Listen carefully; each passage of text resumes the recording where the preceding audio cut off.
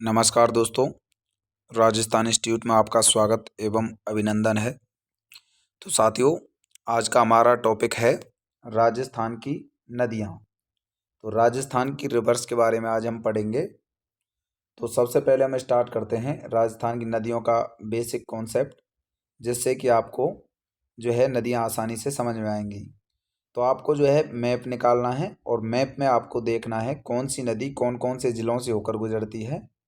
तो इससे जो है आपके दिमाग में जब मैप का जो डायग्राम बन जाएगा, उससे आप नदियों को आसानी से समझ पाओगे। उनका उद्गम स्थान का मतलब है जहाँ से उनकी जो है उत्पत्ति हो रही है, मतलब जहाँ से नदियाँ निकल रही है। तो वो उद्गम स्थान आपको याद रखना होगा और कौन कौन से ज़िलों में होकर बहकर जा रही है और जो है किस प्रकार का जो है उनका प्रवाह है, ये सभी आपको याद रखना होगा। और उनकी लंबाई कितनी है, ये आपको महत्वपूर्ण नदियों की याद रखनी है। जो बड़ी बड़ी नदी हैं उनकी लंबाई आपको याद रखनी है, कितने किलोमीटर लंबी है।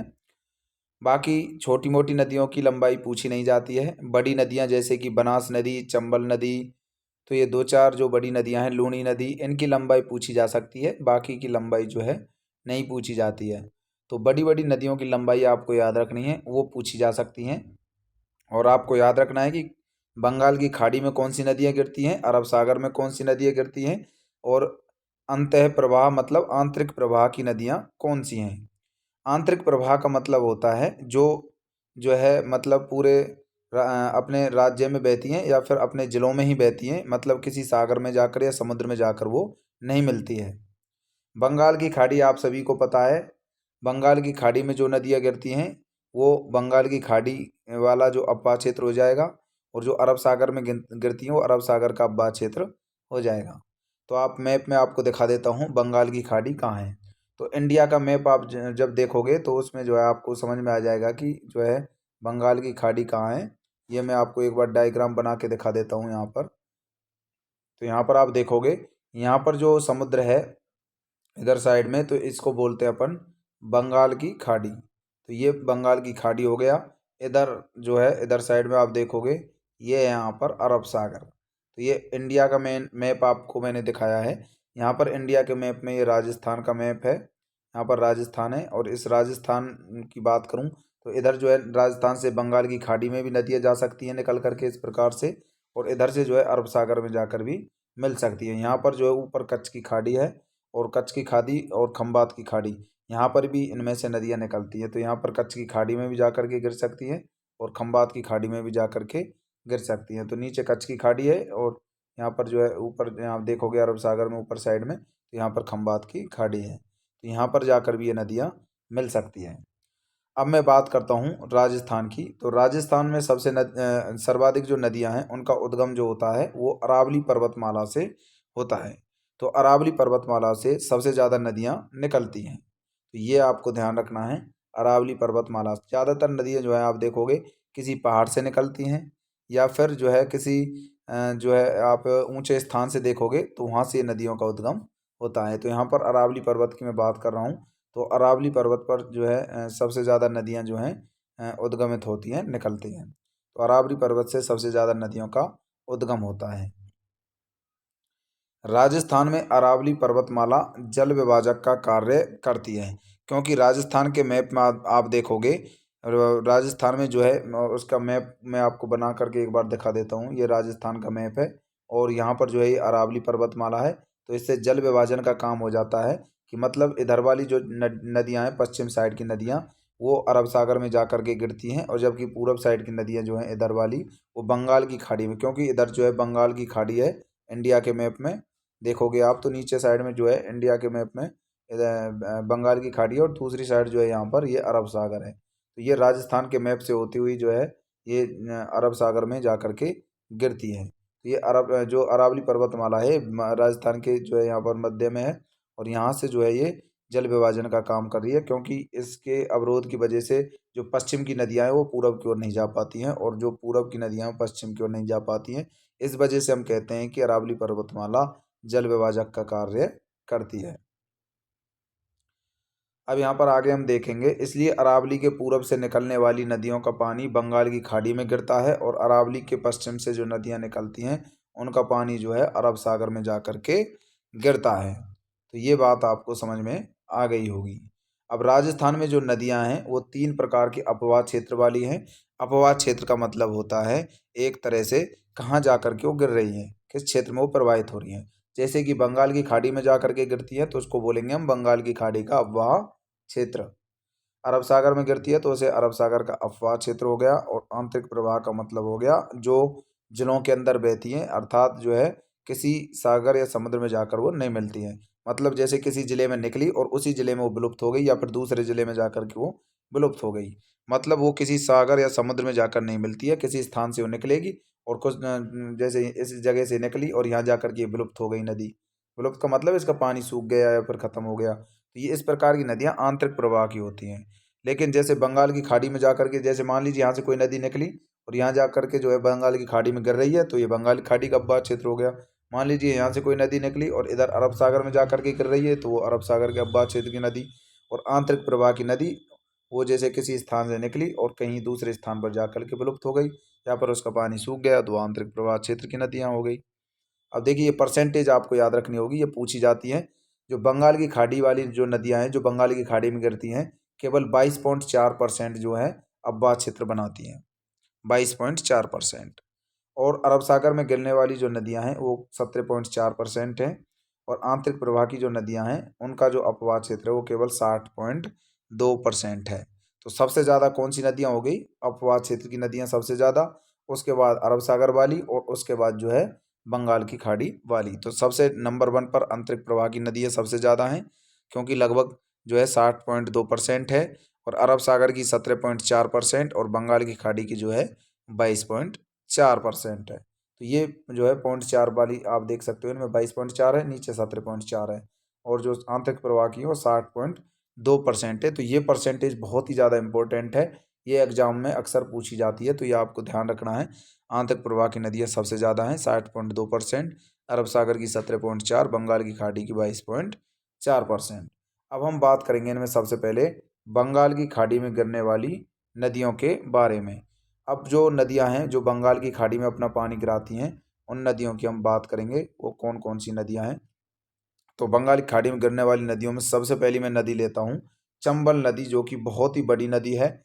और ये नदी जो है सबसे ज़्यादा क्वेश्चन लेकर आती है। तो इस नदी से जो है बहुत ज़्यादा क्वेश्चंस पूछे जा सकते हैं। ज़्यादा क्वेश्चन पूछने के चांस जो है चंबल नदी, लूणी नदी, बनास नदी, इन 3 नदियों से रहते हैं क्योंकि इनकी ही ज़्यादातर सहायक नदियाँ हैं। सहायक का मतलब जो जो उसमें और नदियाँ आकर के मिलती हैं उनको बोलते हैं हम उसकी सहायक नदी जी। या फिर जो उस नदी से दूसरी नदियाँ निकलती हैं उनको हम चंबल नदी की सहायक नदियाँ बोलेंगे। अब देखिए चंबल नदी के कुछ उपनाम भी हैं। इसको चर्मण्यवती कहते हैं। क्या बोलते हैं इसको हम, चर्मण्यवती के नाम से इस नदी को हम जानते हैं। तो महाभारत काल के समय इसको चर्मण्यवती नदी के नाम से भी जाना जाता था। या फिर इसको नित्यवाहिनी नदी भी कहते हैं हम क्योंकि इसका पानी जो है 12 महीने बहता रहता है तो इसको नित्यवाहिनी कह देते हैं हम।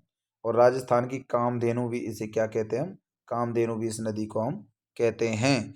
तो राजस्थान की कामधेनु नदी किसे कहते हैं हम, चंबल नदी को। तो ये इसके उपनाम है, ये आपको याद रखने होंगे। ठीक है, तो ये 12 मास जो है बहती है। तो राजस्थान की कामधेनु इसको कह दिया हमने, नित्यवाही कह दिया, और चर्मण्यवती इसको हमने कह दिया। तो ये उपनाम पूछे जाते हैं किसके नाम है, चर्मण्यवती किसका नाम है ये पूछा जा सकता है, चंबल नदी का ही उपनाम है। नित्यवाही नदी किसको कहते हैं हम, चंबल नदी को। राजस्थान की कामधेनु किसको कहते हैं हम, कामधेनु भी हम चंबल नदी को कहते हैं।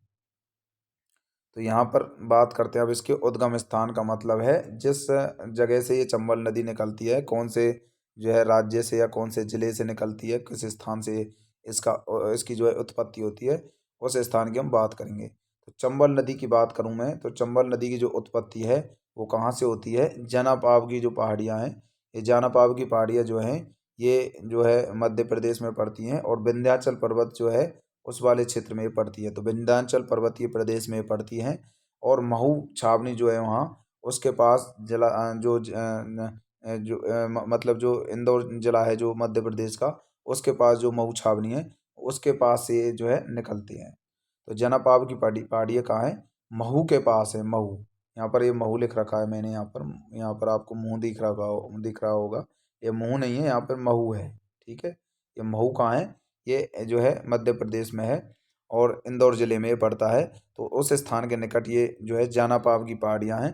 इन जानापाव की पहाड़ियों से ही ये चंबल नदी निकलती है। तो आपसे कैसे पूछा जाएगा, चंबल नदी का उद्गम कहाँ से होता है? मध्य प्रदेश से। या फिर आपसे प्रॉपर स्थान भी पूछ सकता है, कहाँ से होता है? जानापाव की पहाड़ियों से होता है। और ये पड़ता कहाँ है? इंदौर ज़िले में ये पड़ता है। और किसके निकट पड़ता है? मऊ छावनी के निकट ये स्थान है। तो मेन तो ये पूछा जाएगा आपसे जानापाव की पहाड़ियाँ, और ये हैं कहाँ? मध्य प्रदेश में। इतना आपको याद रखना होगा कि चंबल नदी कहाँ से निकलती है? जानापाव की पहाड़ियों से निकलती है। और ये विंध्याचल पर्वत में पड़ती हैं। जानापाव की पहाड़ियाँ विंध्याचल पर्वत के पास हैं और इनसे ये नदियाँ जो है निकलती है मध्य प्रदेश ज़िले में, एमपी से। और इसकी जो कुल लंबाई है इस नदी की 966 किलोमीटर है। चंबल नदी की टोटल लंबाई पूछी जा सकती है क्योंकि बहुत बड़ी नदी है, तो बड़ी नदियों की लंबाई आपसे पूछी जा सकती हैं। तो इसकी लंबाई जो है 966 किलोमीटर है। अब जो है आपसे लंबाई जो है, टोटल लंबाई तो इसकी मध्य प्रदेश से लेकर और राजस्थान में जहाँ तक ये इसका प्रवाह है चंबल का, वो टोटल लंबाई होगी 966।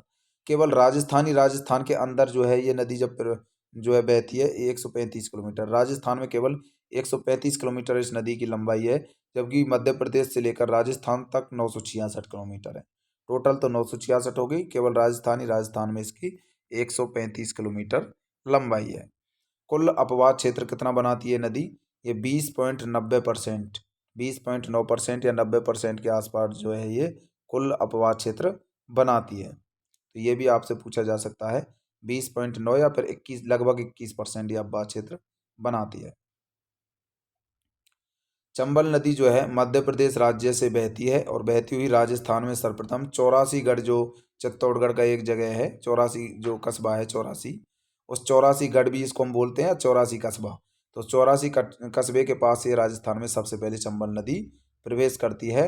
और भैंसरोडगढ़ जिले की चित्तौड़गढ़ जिले की जो है रावतबाड़ा जो तहसील है उसमें ये प्रवेश कर जाती है। तो राजस्थान का जो चित्तौड़गढ़ जिला है, उस चित्तौड़गढ़, यहाँ पर चित्तौड़गढ़ लिखा हुआ है, ये मिटा हुआ है थोड़ा सा, यहाँ पर चित्तौड़गढ़ जो जिला है उस चित्तौड़गढ़ जिले की रावतबाड़ा तहसील में ये प्रवेश कर जाती है। तो चंबल नदी मध्य प्रदेश राज्य में बहती हुई राजस्थान में सर्वप्रथम चौरासी कस्बे के निकट राजस्थान में जो है सबसे पहले प्रवेश करती है। तो ये पूछा गया है, असिस्टेंट प्रोफेसर के एग्जाम में भी ये पूछा जा चुका है कि चंबल नदी जो है राजस्थान में सबसे पहले कहाँ प्रवेश करती है?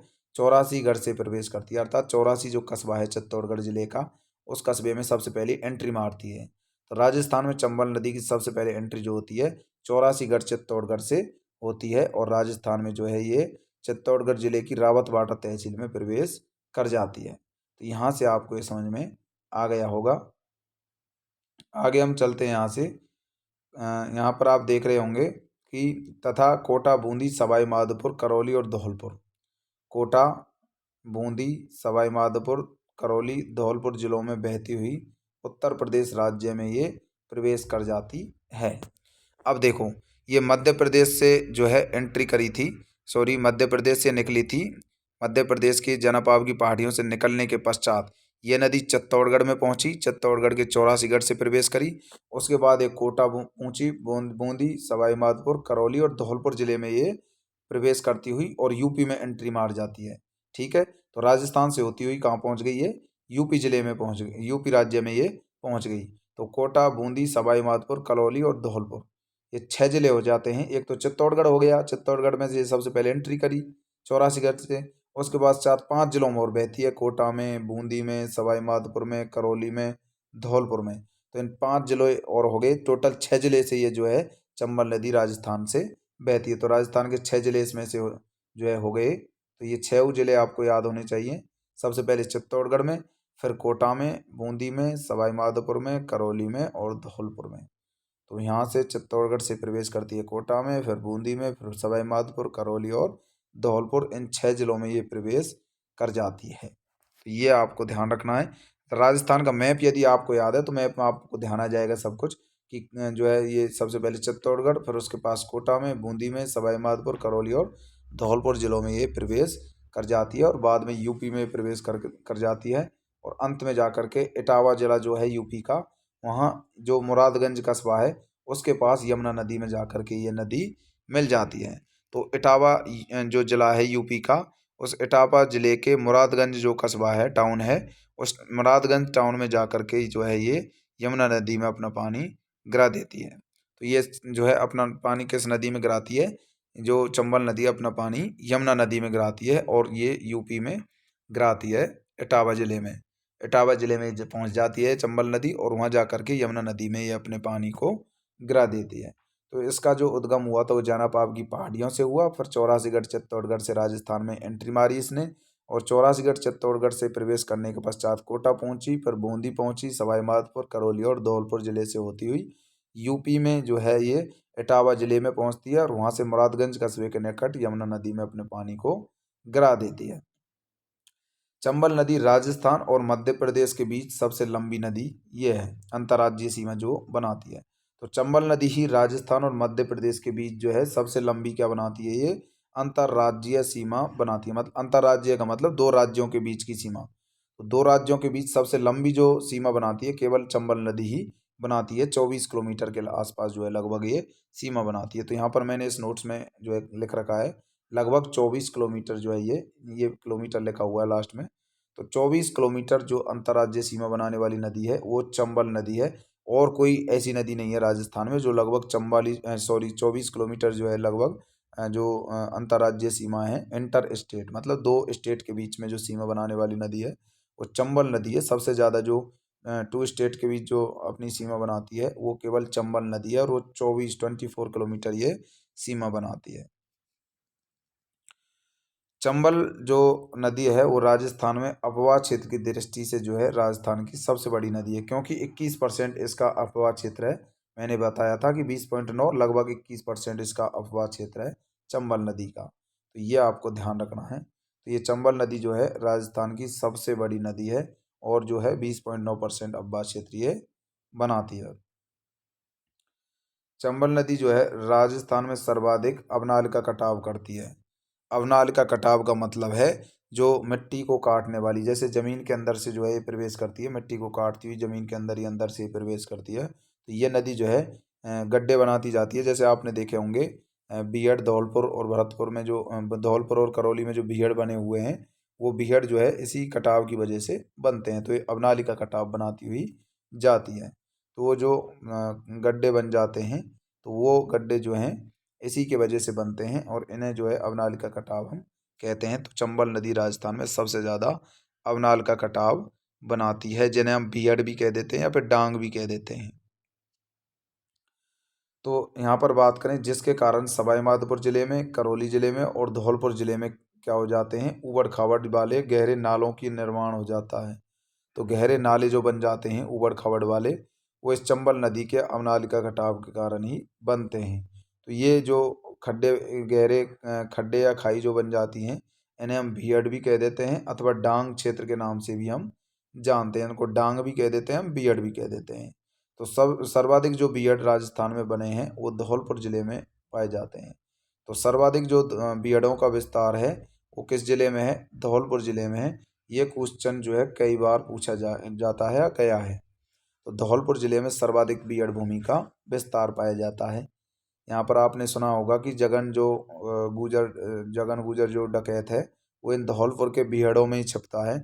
जब पुलिस उस पर गोलीबारी करती है तो धौलपुर जो जिले में बीहड़ हैं, डांग हैं, उन डांगों में जाकर के छिप जाता है, क्योंकि वो ऐसे हैं जैसे कि किसी जगह पर ऊंचा टीला है और फिर नीचे की ओर जो है बहुत नीचा गड्ढा है, फिर जो है यहाँ पर देखोगे थोड़ा टीला है, फिर बहुत नीचे गड्ढे हैं, तो वहाँ पर दिखाई नहीं देते हैं। इस प्रकार के जो गड्ढे हैं इनको हम बीहड़ या डांग के नाम से जानते हैं। ये धौलपुर जिले में सबसे ज़्यादा पाए जाते हैं। ये करौली में भी पाए जाते हैं और सवाई माधोपुर में भी, लेकिन धौलपुर जिले में ये सबसे ज़्यादा हैं।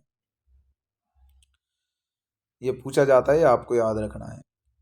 अब मैं आगे बात करता हूँ कि राजस्थान में सर्वाधिक सतही जल जो है चंबल नदी में पाया जाता है। सतही जल का मतलब है उसमें बहने वाला, जैसे कि ये चंबल नदी है और इसमें जो है सबसे ज़्यादा जो जल बहता है ये सतही जल जो हो गया, इसमें जो बहने वाला जल है इसको बोल रहा हूँ मैं सतही जल। तो सर्वाधिक जो सतही जल है वो किस में पाया जाता है? चंबल नदी में सर्वाधिक जो है सरफेस पे पाए जाने वाला वाटर जो है सबसे ज़्यादा चंबल नदी में है। चंबल नदी के ऊपर जो है चित्तौड़गढ़ जिले में भैंसरोडगढ़ दुर्ग कस्बे के निकट, भैंसरोडगढ़ कस्बे के निकट जो है दुर्ग नहीं है यहाँ पर, भैंसरोडगढ़ कस्बे के निकट जो है चूलिया जलप्रपात बना हुआ है और ये जो है 18 मीटर ऊंचा है। तो यहाँ पर हम चूलिया जलप्रपात की बात करें तो ये भैंसरोडगढ़ कस्बे के पास चूलिया जलप्रपात है, जो कि चंबल नदी के ऊपर बना हुआ है। तो ये पूछा जाता है कि चूलिया जलप्रपात है कौन से ज़िले में, ये चित्तौड़गढ़ ज़िले में, ये आपको याद रखना है। तो चित्तौड़गढ़ ज़िले का भी एक कस्बा है भैंसरोडगढ़, उस चित्तौड़गढ़ के भैंसरोडगढ़ जो कस्बा है उसमें ये चूलिया जलप्रपात बना हुआ है। लगभग 18 मीटर ऊंचा ये जलप्रपात है। तो मैंने यहाँ पर लिख रखा है 18 मीटर। तो ये 18 मीटर ऊंचा जलप्रपात है चूलिया जलप्रपात, जो कि चित्तौड़गढ़ जिले में है और ये भैंसरोडगढ़ कस्बे के निकट है। तो चंबल नदी के ऊपर चित्तौड़गढ़ जिले में भैंसरोडगढ़ कस्बे के निकट चूलिया जलप्रपात बना हुआ है, जो कि 18 मीटर ऊंचा है। चंबल परियोजना 1960 के अंतर्गत राजस्थान और मध्य प्रदेश की संयुक्त हिस्सेदारी जो इसमें 50-50 है। तो जो चंबल परियोजना बनाई गई थी ये कब बनी थी? 1960 में ये बनी थी। यहाँ पर ये 1960 लिख रखा है मैंने। तो ये 1960 में ये चंबल परियोजना बनी थी और इस परियोजना में राजस्थान और मध्य प्रदेश की हिस्सेदारी रही थी 50-50। इस हिस्सेदारी का मतलब है कि इसमें जब ये परियोजना निकाली गई थी, परियोजना का मतलब इस पीने के पानी के लिए या फिर और भी किसी खेतों में जो इस पानी को काम में लेने के लिए जो है कुछ नहरें निकाली गई और उन नहरों का जो पानी है वो राजस्थान और मध्य प्रदेश में बराबर बराबर बटेगा। मतलब राजस्थान को भी 50% पानी मिलेगा और 50 मिलेगा मध्य प्रदेश को। तो 50-50 इनका जो है हिस्सेदारी हो गई, जिससे कि आधा पानी लेगा राजस्थान और आधा लेगा मध्य प्रदेश। तो ये चंबल परियोजना कब बनी थी? 1960 में बनी थी। अब चंबल परियोजना के अंतर्गत चंबल नदी के ऊपर कुछ बांध बनाए गए।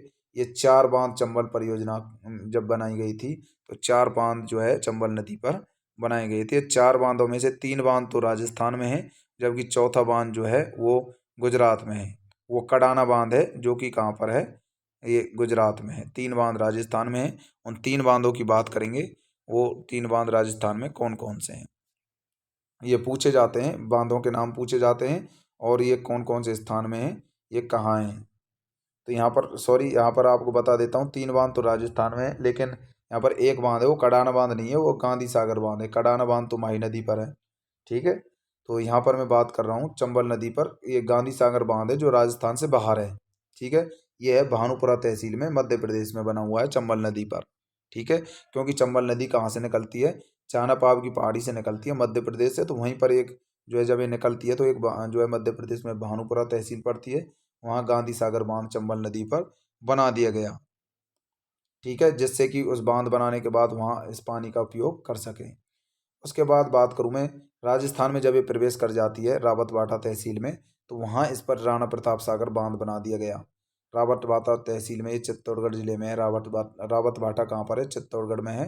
रावतबाटा एक तहसील है चित्तौड़गढ़ की, और वहाँ पर राणा प्रताप सागर ये बांध बनाया गया है चंबल नदी पर। और भराव क्षमता की दृष्टि से ये राणा प्रताप सागर बांध जो है राजस्थान का सबसे बड़ा बांध है। भराव क्षमता का मतलब इसमें पानी जो है बहुत ज़्यादा है, बहुत गहरा है, ठीक है। तो राणा प्रताप सागर जो है भराव क्षमता की दृष्टि से राजस्थान का सबसे बड़ा बांध है। जवाहर सागर बांध जो है राजस्थान में इसका जो है दूसरा बांध है, लेकिन वैसे तीसरा बांध हो गया, क्योंकि गांधी सागर जो था गुजरात में था, राणा प्रताप सागर रावतबाटा चित्तौड़गढ़ में पड़ गया राजस्थान में। और तीसरा बांध कौन सा? जवाहर सागर बांध, ये भी राजस्थान में ही है, ये कोटा जिले में है। बोराबास एक स्थान है कोटा में, वहाँ पर ये बांध जो है जवाहर सागर बांध चंबल नदी पर बना हुआ है। यह एक पिकअप बांध है। पिकअप बांध का मतलब क्या है? पिकअप बांध का मतलब होता है कि जब इस बांध को खोल देते हैं, हटा देते हैं, तो इसका जो पूरा पानी जो है इसमें वो निकल जाता है, बिल्कुल भी पानी नहीं बच पाता है। इसको बोलते हैं हम पिकअप बांध। मतलब बराबर लेवल का ये बांध है, ऊंचा नीचा बांध नहीं है। जो इसका पानी हो बिल्कुल वहाँ से निकल जाता है, तो उसको बोलते हैं हम पिकअप बांध। जैसे कि मान लीजिए ये यहाँ पर जो है बांध लगा होता है, और जो इधर जो है चंबल नदी का जो पानी है इधर का, वो बिल्कुल इस बांध से बाहर निकल जाता है, बिल्कुल भी ये पानी जो है बच नहीं पाता है। तो इसको हम बोलते हैं पिकअप बांध। तो आपको पिकअप बांध देखना है तो आप यूट्यूब पर सर्च करिए, और यूट्यूब पर कोई वीडियो जो है आपको मिल जाएगी पिकअप बांध को, आपको वहाँ पर समझ में आ जाएगा पिकअप बांध क्या होते हैं।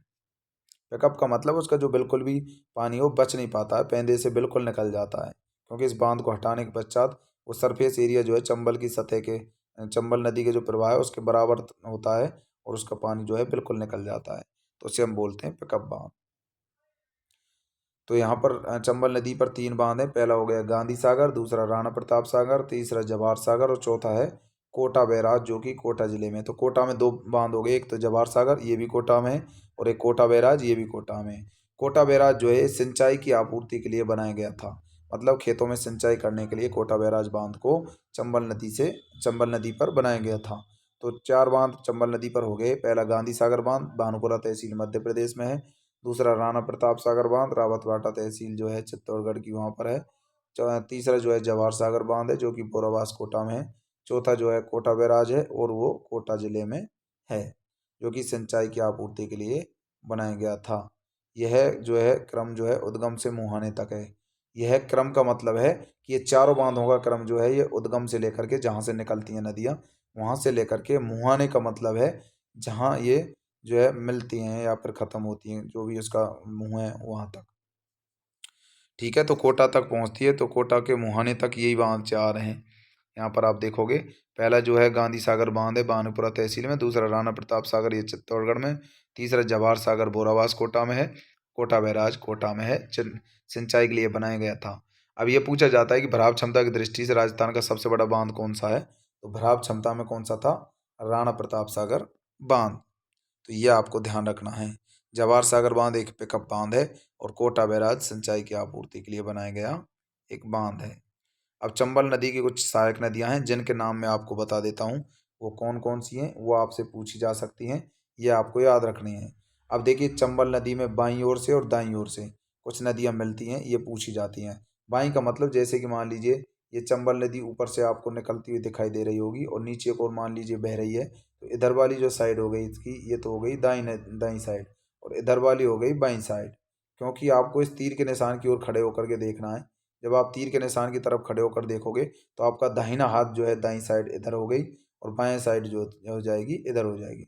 खुद को आप उस जगह पर खड़े कर कर देखें तो खुद आप मान लीजिए इस जगह पर तीर के जो निशान है इधर साइड में आप खड़े हो जाते हो और इसके मुंह जो है आप तीर के निशान की ओर रखते हो, तो दाईं साइड आपकी इधर हो जाएगी और दाईं साइड इधर हो जाएगी और बाईं साइड आपकी इधर हो जाएगी। तो आपको समझ में आ गया होगा चंबल की जो दाईं ओर से सहायक नदियाँ या फिर बाईं ओर से मिलने वाली सहायक नदियाँ आपको कैसे याद रखनी है। तो बाईं ओर से इसमें मिलने वाली सहायक नदियों में बनास नदी, मेज नदी, कुराल नदी, बामनी नदी, तो ये आपको याद रखनी होंगी। बाईं ओर से कौन सी मिलती है इसमें, बामनी, मेज, कुराल और बामनी। दाईं ओर से काली सिंध, पार्वती, ये 2 नदियाँ इसमें दाईं ओर से मिलती हैं। एक तो काली सिंध नदी और दूसरी है पार्वती नदी जो कि दाईं ओर से मिलने वाली नदियाँ हैं। बाईं ओर से मैंने आपको बता दिया बनास नदी, मेज नदी, कुराल नदी, बामनी नदी और दाईं ओर से मिलने वाली नदियों में काली सिंध नदी, पार्वती नदी, ये आपको याद रखनी होंगी। यहाँ तक आपको समझ में आ गया होगा। अब हम जो है नेक्स्ट डे आपको जो बंगाल की खाड़ी में मिलने वाली नदियाँ हैं उनमें हम बात करेंगे बनास नदी की। तो आज आपको मैंने चंबल नदी पढ़ाया है, तो मैंने सबसे पहले बात करी थी बंगाल की खाड़ी में मिलने वाली नदियों की।